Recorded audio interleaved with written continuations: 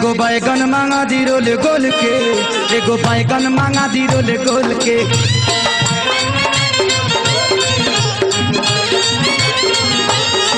एगो बैगन मांगा दी रोल गोल के, एगो बैगन मांगा दी रोल गोल के।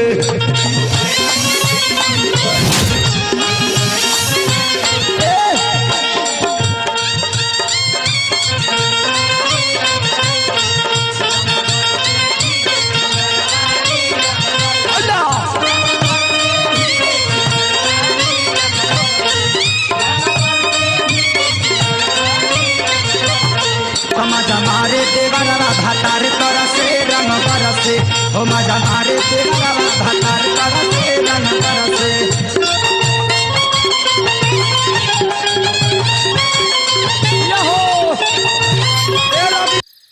अरे कौन है रे कुत्ता? अरे कुत्ता रे तोरा मुअल बहिन के भातार तोर बाहू साला हमें ये टेंशन में पड़ल बानी है, इनका बैगन चाहिए। अब हो ओरिजिनल ना रोल गोल के बताओ। बाबू बाप रे जान ले तो बाबू। अरे बाप रे कहा जातानी कहा हिया मजाक कर देला सिया, ढेर मत डकड़ी ना तब फिर पुरान का मिर्गिया उपट जाई। आई आई द साइड में आईता बाबा। हाँ अरे बाप एकरे के डॉक्टर से दिखावही के पड़ी, एकरे मिस्टीरिया हो गइल बा। ये उम्र में रौड़ा हिस्टीरिया बाबा। अरे ओकरा नु हो गइल बाटे। अच्छा अच्छा अच्छा अच्छा बाबा ये बताई कि हमारा रहते हुए साला कौन रुआ के टेंशन के गोली खियौले बा? अरे साला उहे बरूदवा एकरा माई का बाबा कंट्रोल कंट्रोल।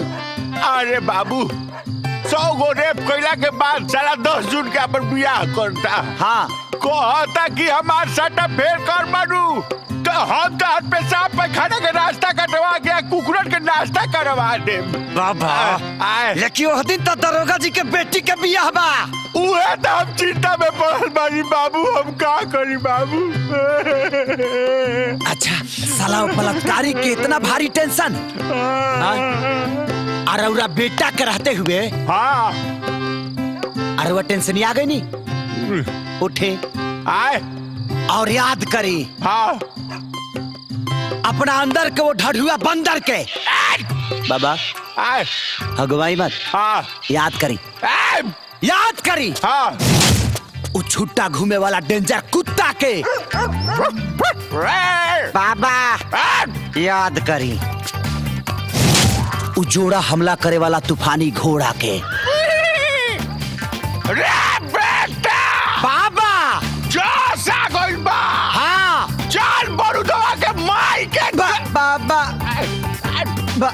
बाबा खोज के आवल जाओ। हाँ निकाल 12 साला। हाँ एके 28 एके 28 बाबा ना ना कंट्रोल कंट्रोल बोल ना।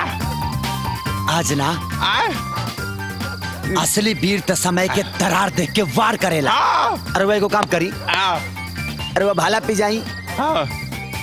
हम फ्रेश हो क्या होता नहीं, हाथ गुड़ धो के आइए जरूर। अंदर जाता नहीं। आज से लेके आज एके 28 से भूल दे। 28 नहीं, कंपनी में नहीं खे। हाँ आराम से। हाँ जो बाबू जो। ए हमार ट्रैक्टर 12 बीघा के हमार एक ही को प्लॉट बा, पूरा चक तोहरे नावी बा। तनी खाली अपन ट्रैक्टर घुमावा ना। देख ते हमार पीछा छोड़बे कि ना? छोड़ दे, बाकी एक खाली कोड़ देना हमार प्लॉट। अभी ले तोरा बैगन के भूत ना उतरल। चल भाग। पीठ पे मजा नहीं ख्यावत, तनी कोरा में ले ला। तोरा अगर ढेर गोदी में बैठे के शौक बना तो अपना जीजे के गोदी में बैठ। चल भाग।